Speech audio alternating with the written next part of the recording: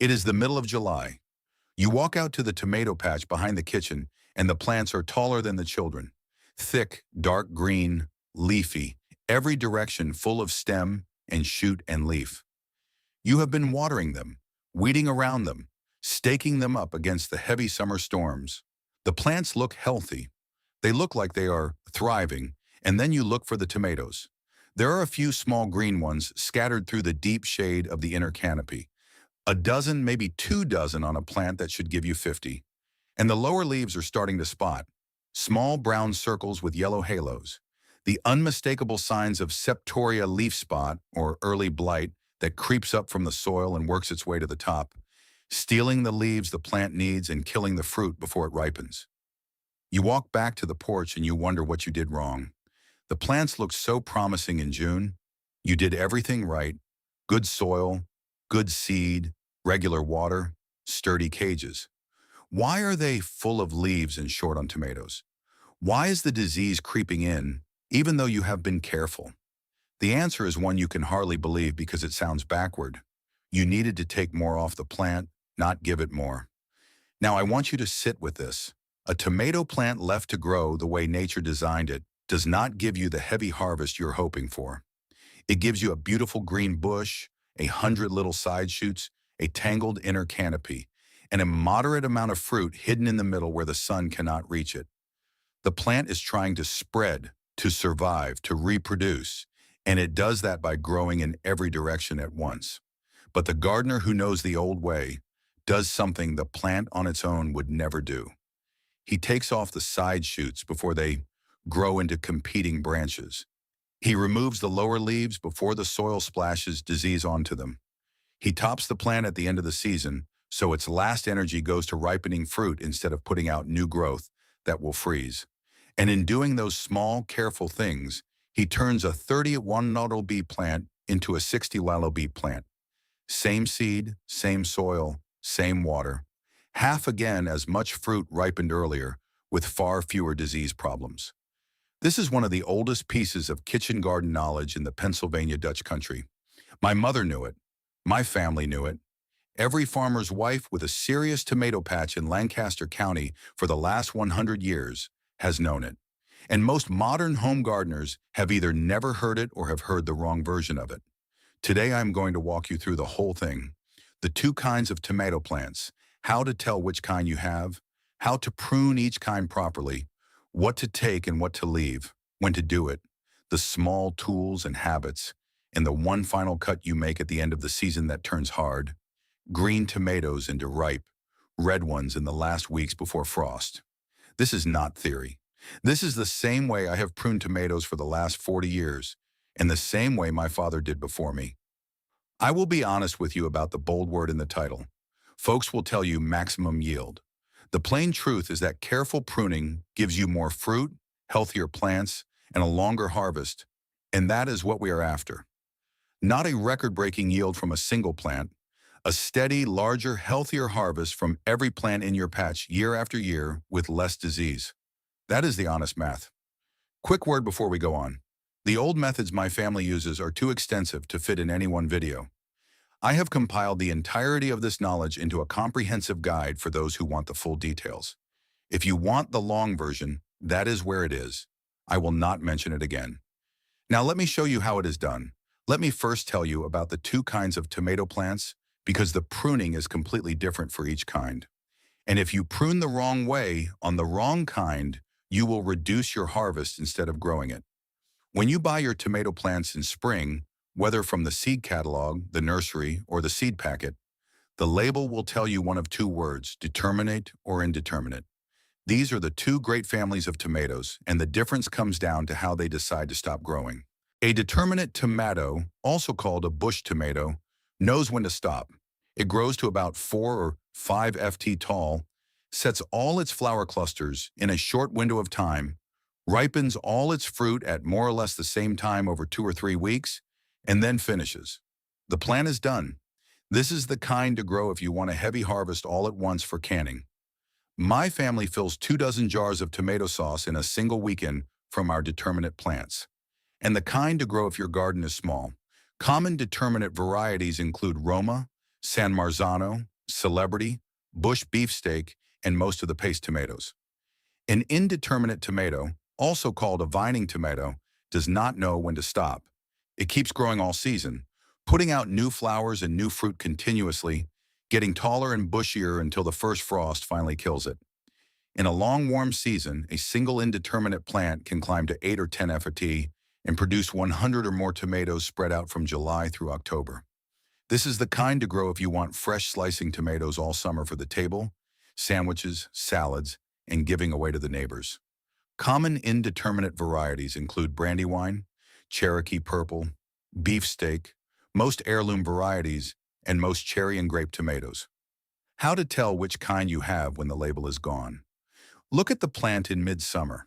If the very top tip of the main stem has formed into a flower bud with no leaf growth above it, that is a determinate plant.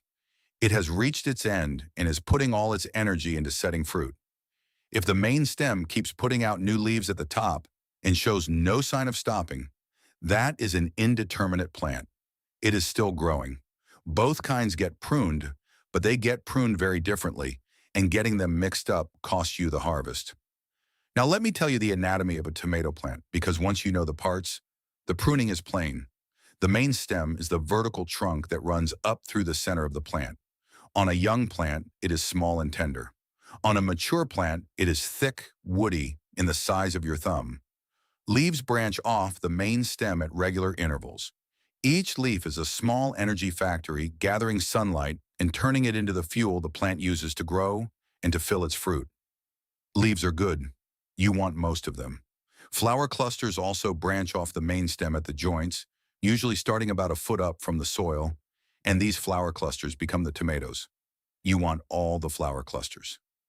Never cut a flower cluster. And then there is the part of the plant that causes most of the trouble, the sucker. A sucker is a small new shoot that grows out of the angle where a leaf meets the main stem, the armpit of the plant, you might call it. Suckers are not leaves and they are not flower clusters. They are entire new branches the plant is trying to grow, a whole second tomato plant trying to start at the side of the first one. If you leave a sucker alone, it grows into a full secondary stem with its own leaves, its own flower clusters, its own suckers, and its own competition with the main stem for water, food, and sun. Identify a sucker by looking at the V-joint where a leaf meets the main stem. If there is a small new shoot growing out of that V-joint at about a 45 Gauss angle with tiny leaves of its own, that is a sucker. On a young plant, the suckers are small and soft, and you can pinch them off with your fingers. On an older plant, they are tough and woody, and you need a clean small shear to cut them. The whole of tomato pruning is knowing which suckers to take and which to leave, depending on the kind of plant you have. Pruning a determinate tomato. This is the easy one, just a small amount of work. A determinate plant has a fixed amount of growth. It is going to reach its size, set its flowers, and stop. If you cut suckers off above the first flower cluster, you are cutting off potential fruit-bearing branches that the plant needs. So you want to leave most of the plant alone. Here is the rule for determinate tomatoes. Find the first flower cluster on the main stem, usually about a foot to a foot and a half up from the soil, and take off only the suckers that grow below it. Why those bottom suckers? Because they are the ones closest to the soil, where the disease lives. Septoria leaf spot, early blight, and other tomato diseases live in the soil and splash up onto the lower leaves and lower stems whenever you water or rain hits the ground. The lower a leaf or sucker is, the more likely it is to get infected. By removing the lowest 6 or 7 suckers, you raise the canopy of the plant up off the soil and give the air room to circulate. The plant breathes better. The lower leaves dry off faster after rain. The disease has a much harder time taking hold. There is one small exception worth knowing. The agricultural extension folks at Purdue University study this carefully. The single sucker just below the first flower cluster is unusually strong, and that one is worth keeping because it will develop into a heavy secondary fruit-bearing branch. Take all the lower suckers, but leave the strong one right below the first flower cluster. You will get a noticeable bump in your harvest, and that is all you do to a determinate plant. Take the lower 6 or 7 suckers below the first flower cluster, Leave the strong one just below and let the rest of the plant grow how it wants. Heavy pruning of a determinate plant reduces your harvest. Light pruning of the bottom is exactly enough. Pruning an indeterminate tomato. This is the bigger job. An indeterminate plant will keep growing forever if you let it. Left alone, it becomes a tangled jungle by August. A great green mass, 8 tall, with 200 suckers each, trying to be its own plant. The inner canopy dark and humid, perfect conditions for disease. And the fruit you do get is small because the plant has spread its energy across too many growing points. The principle with indeterminate tomatoes is to choose how many main stems you want and stick with that. The traditional choices are single leader, double leader, or triple leader. Single leader. One main stem, every sucker removed, all the energy of the plant focused on that one stem. Largest individual fruits, easiest to stake and tend, slightly smaller total harvest. This is what greenhouse tomato growers do because it is most efficient for vertical space. Double leader. You let one strong sucker, usually the one just below the first flower cluster, same as on the determinate, grow into a second main stem. Two stems, larger total harvest than single leader. Fruit still good size, easier to support than a multi-stem plant. This is what most careful home gardeners do and what I do most years. Triple leader, 3 main stems. Largest total harvest, fruit slightly smaller, harder to support, more crowding, for folks with sturdy, strong cages and lots of space. Choose your number and stick with it. Then once a week, walk the row and find every new sucker that has appeared in the V joints. Take them all except the ones you chose to keep as additional leaders, the small tools and the right habits. A few words about doing it well. Pinch young suckers with your fingers when they are small, a few inches long or less. The plant heals quickly from a pinch. Take it between your thumb and forefinger and gently break it off sideways. Cut larger suckers with clean, sharp shears. When a sucker is more than a few inches long and has gone woody, pinching tears the stem. Use small garden shears, sharpened and wiped clean with a rag dipped in rubbing alcohol or vinegar between plants. Tomatoes carry disease from plant to plant on dirty shears, which is the #1 mistake I see folks make. A clean tool prevents an infected plant from infecting the next one. Prune in the morning of a dry, sunny day. Never in damp weather, never in the evening. The wounds dry over within an hour in the sun and the wind, and the chance of disease entering the cut is much smaller. Wet weather pruning is how you spread blight through your whole patch in one afternoon. Also, remove the lower leaves as the plant grows up. Once the plant is 2 or 3 feet tall, cut off any leaves that are touching the ground or close to it. These are the leaves that get hit by soil-borne disease, and they shade out the soil where you could otherwise plant lettuce, herbs, or compact garden plants. The plant breathes better with a clear, lower canopy. Before I show you the final cut at the end of the season, let me pause for a moment. Watching these methods will give you ideas, but within our community and support systems, we help you turn those ideas into real household habits.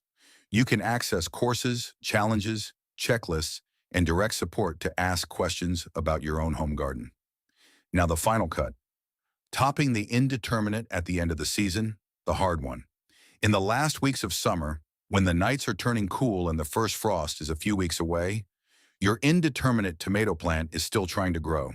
It is putting out new flowers, setting new tiny green tomatoes, sending up new growth at the top, and not one of those late flowers and tiny green tomatoes has time to ripen before the frost will kill them.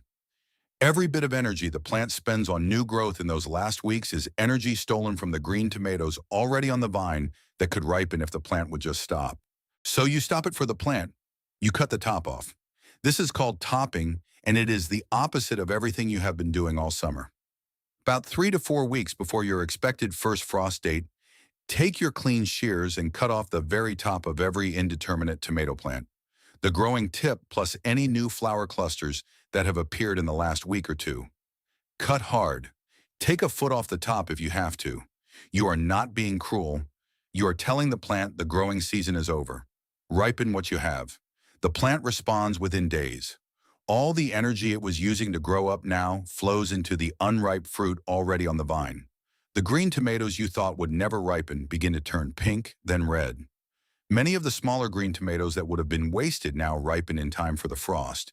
A topped indeterminate in late September can ripen 20 or 30 extra tomatoes that would have been lost otherwise. That is the final cut. Hard, late, and worth more than you would believe. One small extra trick: the propagation of the suckers. This is a small gift the tomato gives you, and most folks do not know about. A tomato sucker pinched off in early summer, when the plant is still putting on growth, can be planted in soil or set in a glass of water, and it will root and become a new tomato plant. Same variety, same vigor, free. The reason it works is that the tomato stem has the ability to grow roots anywhere along its length. What the botanists call totipotency, but what I call one of God's small gifts to the tomato grower. Bury the sucker end deep in damp soil in a small pot. Keep it warm and shaded for a few days, and within 2 weeks, you have a young tomato plant ready to set out. In warm climates with a long growing season, you can plant the sucker right back into the garden and get a second crop from a single mother plant. In cooler climates like ours, you can use suckers to start tomato plants for next year's seedlings, or to give a young tomato plant to a neighbor or grandchild who wants to start their own garden. Free plants all summer long from the things you would have thrown away anyway. Now I want to take a moment, because here is where it all comes together. Look at what we have just walked through. 2 kinds of tomato plants and a different pruning strategy for each. Small, careful cuts that turn a 30 lb plant into a 50 or 60 lb plant. Lower leaves removed to keep disease off the canopy. Clean tools to keep one plant from infecting the next. Morning timing to dry the wounds. The final cut at the end of the season that ripens 20 or 30 extra tomatoes per plant, and the small gift of free new plants from the suckers you pinch off. This is not theory. This is the same way my mother pruned her tomatoes and her mother before her in her own kitchen garden. The agricultural extension offices at Purdue and Penn State have studied the same methods in modern controlled trials and confirmed every part of it. The bottom sucker removal for disease prevention. The strong sucker below the first flower cluster is worth keeping. The morning timing. The topping at end of season. The old folks knew it by feel. The university folks now know it by science. The methods line up. There is no money in the seed industry in teaching folks to prune their tomatoes carefully, because a careful pruner gets a longer harvest from fewer plants, which means buying fewer plants the next year. There is a great deal of money in selling 50 seedlings to a family who would only need 10 if they pruned well. So the knowledge sits in the older gardens passed from mother to daughter, and a whole country grows beautiful green, bushy tomato plants that produce half what they could. You can be the one who remembers the old way. So here is what I want you to do. This week, walk out to your tomato patch and check the label on each plant, or look at the top of the main stem if the label is gone. Determinate or indeterminate. Determine which kind you have on each plant. For the determinate plants, find the first flower cluster, remove the suckers below it except for the strongest one just below the cluster, and leave the rest of the plant alone. For the indeterminate plants, choose how many leaders you want, 1, 2, or 3, and remove all other suckers as they appear. Pinch the small ones with your fingers. Cut the larger ones with clean shears in the morning of a dry day. For all the plants, take off any leaves touching the ground, every one of them. 3 or 4 weeks before your first frost, top the indeterminate plants hard and let them ripen what they have. And when you find a healthy sucker too big to pinch, do not throw it on the compost pile. Put it in a pot of soil, keep it damp, and in 2 weeks you will have a free new tomato plant ready for the kitchen garden of a neighbor, a grandchild, or yourself the next year. Tell me in the comments below, which kind of tomatoes are you growing this year, and have you been pruning them, and how is the harvest? And what variety of tomato is the one your family has always grown? The one your mother or grandmother loved best? The named heirlooms are exactly the kind of inherited knowledge that gets lost when nobody writes them down. Share the variety, share the region, share the story. I read every single one.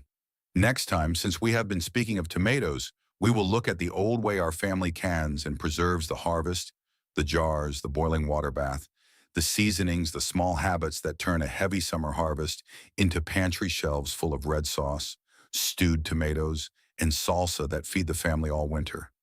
It is the natural next step after today. Until then, walk the rows, find the suckers, pinch with respect, and trust that the plant grows better fruit when you take a careful hand to it. That is how the old folks did it. That is how it is still done in any kitchen garden that remembers. If these traditional secrets have changed the way you look at your garden rows, please subscribe and like this video. We are working to preserve the agricultural history that the modern world has tried to bury. Let's cultivate the future together. The next treasure of garden wisdom will be opened for you very soon.